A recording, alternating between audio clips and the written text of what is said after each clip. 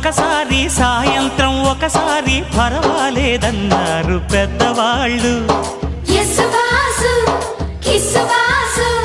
సావిట్లో ఒకసారి సందిట్లో ఒకసారి చలి కాగాలన్నారు చిన్నవాళ్ళు.